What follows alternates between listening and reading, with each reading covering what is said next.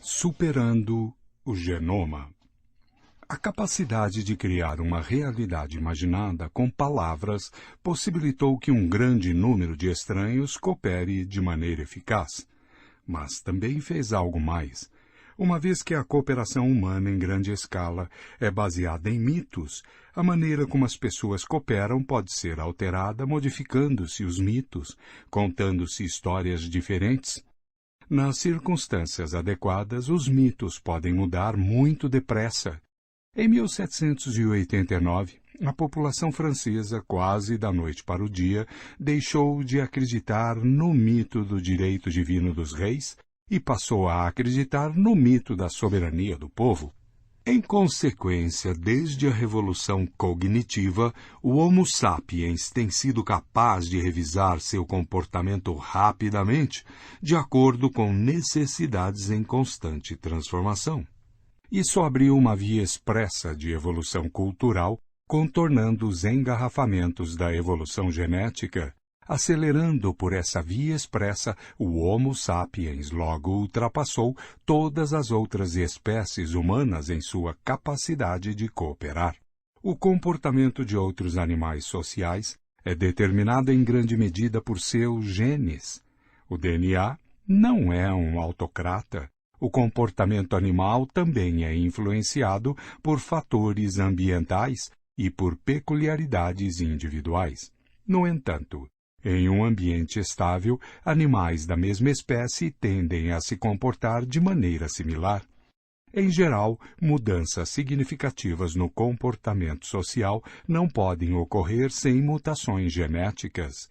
Por exemplo, os chimpanzés comuns têm uma tendência genética a viver em grupos hierárquicos liderados por um macho alfa. Membros de uma espécie de chimpanzé muito próxima, os bonobos, normalmente vivem em grupos mais igualitários dominados por alianças femininas. As fêmeas dos chimpanzés comuns não podem aprender com suas parentes bonobos e conduzir uma revolução feminista. Os chimpanzés machos não podem se reunir em uma assembleia constituinte para abolir o cargo do macho alfa e declarar que, de agora em diante, todos os chimpanzés devem ser tratados como iguais.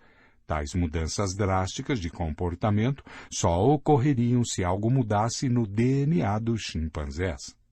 Por razões similares, os humanos arcaicos não iniciavam revoluções. Até onde sabemos, as mudanças nos padrões sociais, a invenção de novas tecnologias e a consolidação de novos hábitos decorreram mais de mutações genéticas e pressões ambientais do que de iniciativas culturais. É por isso que levou centenas de milhares de anos para os humanos darem esses passos. Há 2 milhões de anos, mutações genéticas resultaram no surgimento de uma nova espécie humana chamada Homo erectus. Seu surgimento foi acompanhado pelo desenvolvimento de uma nova tecnologia de ferramentas de pedra, hoje reconhecida como uma característica decisiva dessa espécie. Enquanto o Homo erectus não passou por novas alterações genéticas, suas ferramentas de pedra continuaram mais ou menos as mesmas, por quase 2 milhões de anos. Por sua vez, desde a Revolução Cognitiva, os sapiens têm sido capazes de mudar seu comportamento rapidamente, transmitindo novos comportamentos às gerações futuras sem necessidade de qualquer mudança genética ou ambiental. Por exemplo, considere o advento repetido de elites sem filhos, como a classe sacerdotal católica, as ordens monásticas budistas e as burocracias eunucas chinesas. A existência de tais elites vai contra os princípios mais fundamentais da seleção natural, já que esses membros dominantes da sociedade deliberadamente abrem mão da procriação. Enquanto entre os chimpanzés os machos alfa usam seu poder para ter relações sexuais com tantas fêmeas quanto possível e, consequentemente, gerar uma grande proporção dos filhotes do grupo, os machos alfa católicos se abstêm completamente das relações sexuais e dos cuidados dos filhos. Essa abstinência não resulta de condições ambientais singulares, tais como a carência severa de alimentos ou de parceiros em potencial. Tampouco é resultado de alguma mutação genética peculiar. A Igreja Católica sobreviveu por séculos não por transmitir um gene do celibato, de um papa ao seguinte, mas por transmitir as histórias do Novo Testamento e do direito canônico católico. Em outras palavras, enquanto os padrões de comportamento dos humanos arcaicos permaneceram inalterados por dezenas de milhares de anos, os sapiens conseguem transformar suas estruturas sociais, a natureza de suas relações interpessoais, suas atividades econômicas e uma série de outros comportamentos no intervalo de 1 ou 2 décadas. Considere uma habitante de Berlim nascida em 1900 e vivendo longevos 100 anos. Ela passou a infância no Império Hohenzollern de Guilherme II, seus anos adultos na República de Weimar, no Terceiro Reich nazista e na Alemanha Oriental comunista, e morreu cidadã de uma Alemanha democrática reunificada. Conseguiu ser parte de 5 sistemas sociopolíticos muito diferentes, embora seu DNA tenha permanecido exatamente o mesmo. Isso foi essencial para o sucesso dos sapiens. Em uma briga de 1 para 1, provavelmente um Neandertal teria derrotado um sapiens, mas em um conflito de centenas, os Neandertais não teriam uma chance sequer.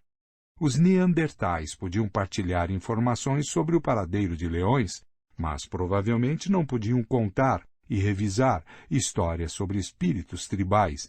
Sem a capacidade de criar ficção, os Neandertais não conseguiam cooperar efetivamente em grande número, nem adaptar seu ambiente social para responder aos desafios em rápida transformação. Embora não possamos adentrar a mente de um Neandertal para entender como eles pensavam, temos indícios indiretos dos limites de sua capacidade cognitiva em comparação com seus rivais sapiens. Ao escavar sítios habitados por sapiens há 30.000 anos no interior do continente europeu, os arqueólogos ocasionalmente encontram conchas da costa mediterrânea e da costa atlântica. É muito provável que essas conchas tenham chegado ao interior do continente por meio de escambo a longa distância entre diferentes bandos de sapiens. Os sítios de Neandertais não têm indícios de tal escambo. Cada grupo fabricava suas próprias ferramentas com materiais encontrados no local. Outro exemplo vem do Pacífico Sul. Bandos de sapiens que viveram na ilha de Nova Irlanda, no norte da Nova Guiné, usaram um vidro vulcânico chamado obsidiana para manufaturar ferramentas particularmente fortes e afiadas. A Nova Irlanda, entretanto, não tem depósitos naturais de obsidiana. As análises de laboratório revelaram que a obsidiana que eles usaram foi trazida de depósitos na Nova Bretanha, uma ilha a 400 quilômetros de distância. Alguns dos habitantes dessas ilhas devem ter sido navegantes habilidosos que percorriam longas distâncias negociando de ilha em ilha.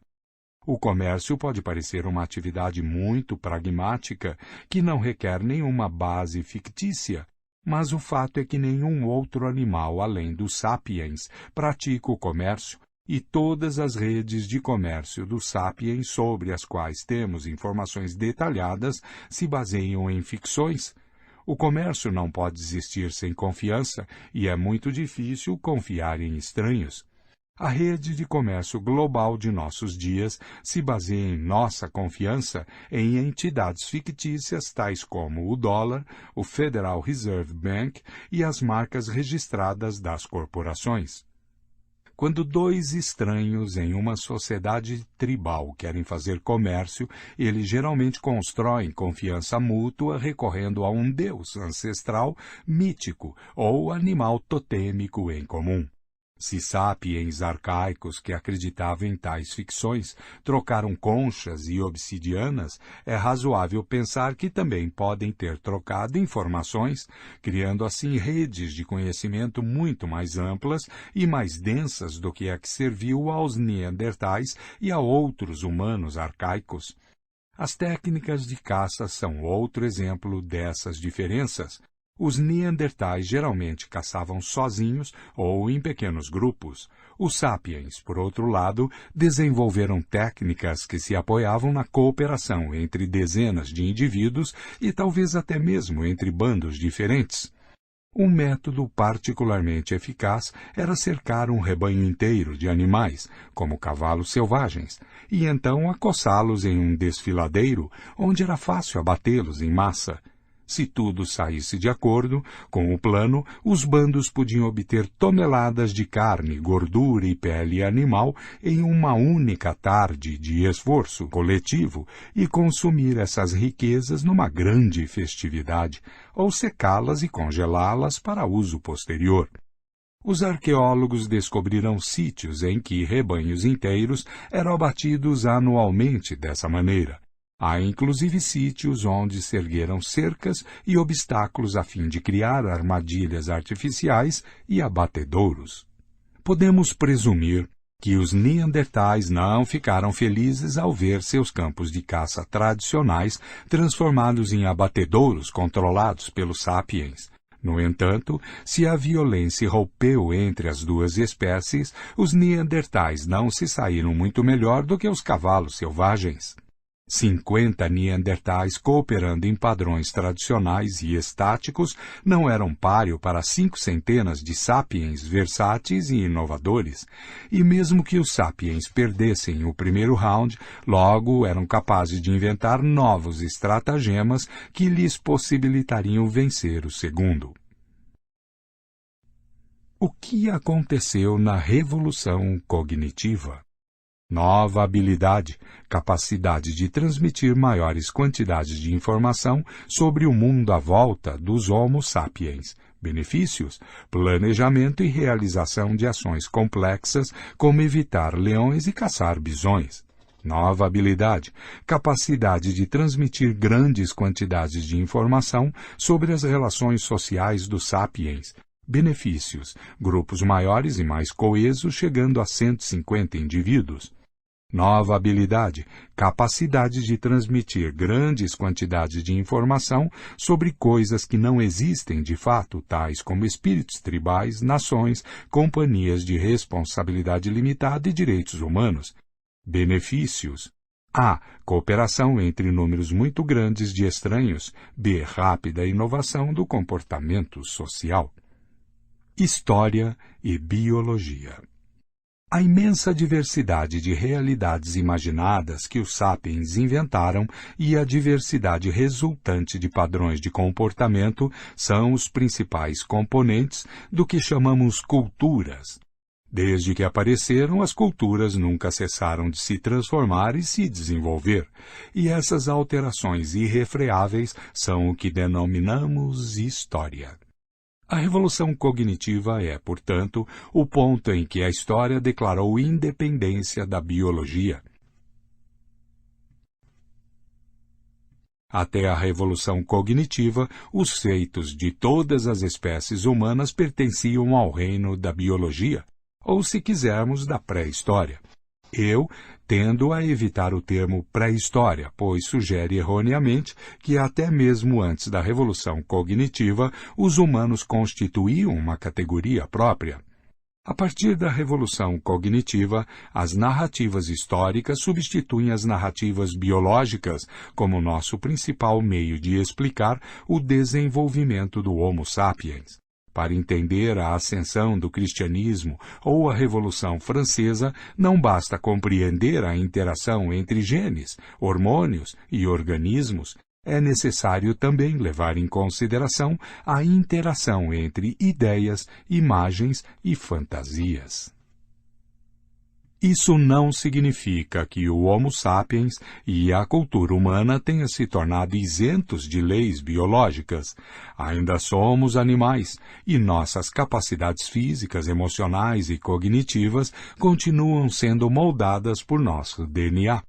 Nossas sociedades são construídas com os mesmos tijolos que as sociedades dos Neandertais ou dos chimpanzés, e quanto mais examinamos esses tijolos, sensações, emoções, laços familiares, menos diferenças encontramos entre nós e outros primatas.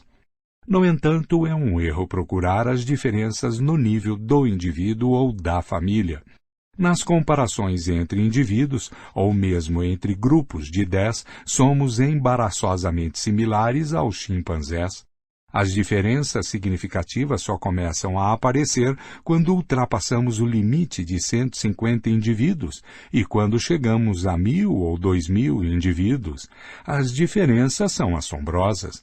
Se você tentasse agrupar milhares de chimpanzés na Praça Tiananmen, em Wall Street, no estádio do Maracanã ou na sede da ONU, o resultado seria um pandemônio. Já os sapiens se reúnem regularmente aos milhares em tais lugares. Juntos criam padrões ordenados, tais como redes de negócios, celebrações em massa e instituições políticas que jamais poderiam criar de forma isolada. A diferença real entre nós e os chimpanzés é a cola mítica que une grandes quantidades de indivíduos, famílias e grupos. Essa cola nos tornou os mestres da criação. É claro, também precisamos de outras coisas, como a capacidade de confeccionar e usar ferramentas, mas a confecção de ferramentas é insignificante se não estiver associada com a capacidade de cooperar com muitas outras pessoas. Como é possível que hoje tenhamos mísseis intercontinentais com ogivas nucleares, se há 30.000 anos tínhamos apenas lanças com pontas de sílex? Fisiologicamente, não houve qualquer melhoria significativa em nossa capacidade de confeccionar ferramentas nos últimos 30.000 anos. Albert Einstein era muito menos hábil com as mãos do que um antigo caçador-coletor. No entanto, nossa capacidade de cooperar com um grande número de estranhos aumentou consideravelmente. A antiga lança com ponta de sílex era manufaturada em minutos por uma única pessoa, que confiava no conselho e no auxílio de uns poucos amigos íntimos. A produção de uma ogiva nuclear moderna requer a cooperação de milhões de estranhos em todo o mundo, dos trabalhadores que extraem o minério de urânio das profundezas da Terra, aos estudiosos da física que escrevem longas fórmulas matemáticas para descrever as interações entre partículas subatômicas. Para resumir as relações entre a biologia e a história após a Revolução Cognitiva. A biologia estabelece os parâmetros básicos para o comportamento e as capacidades do Homo sapiens. Toda a história acontece dentro dos limites dessa arena biológica. B. No entanto, essa arena é extraordinariamente grande, possibilitando que os sapiens joguem uma incrível variedade de jogos. Graças à sua habilidade de criar ficções, os sapiens inventam jogos cada vez mais complexos, que cada geração desenvolve e elabora ainda mais. C. Em consequência, a fim de entender como sapiens se comportam, devemos descrever a evolução histórica de suas ações. Considerar apenas nossos limites biológicos seria como um locutor esportivo que, ao transmitir uma partida da Copa do Mundo, oferecesse aos ouvintes uma descrição detalhada do campo, em vez de relatar o que os jogadores estão fazendo. Que jogo nossos ancestrais da Idade da Pedra jogaram na arena da história? Até onde sabemos, as pessoas que esculpiram o Homem-Leão de Stadel há cerca de 30.000 anos tinham as mesmas capacidades físicas, emocionais e intelectuais que nós temos. O que elas faziam assim que acordavam? O que comiam no café da manhã? E no almoço, como eram suas sociedades? Tinham relações monogâmicas e famílias nucleares? Tinham cerimônias, códigos morais, competições esportivas e rituais religiosos? Travavam guerras? O próximo capítulo espreita detrás da cortina das eras, examinando como era a vida nos milênios que separaram a revolução cognitiva da revolução agrícola. 1. Nota. Aqui nas páginas que seguem, ao mencionar a linguagem sapiens, refiro-me às habilidades linguísticas básicas de nossa espécie, e não a um dialeto em específico. Inglês, hindi e chinês são todos variantes de linguagem sapiens. Aparentemente, até mesmo na época da Revolução Cognitiva, diferentes grupos sapiens falavam dialetos diferentes. Fim de nota.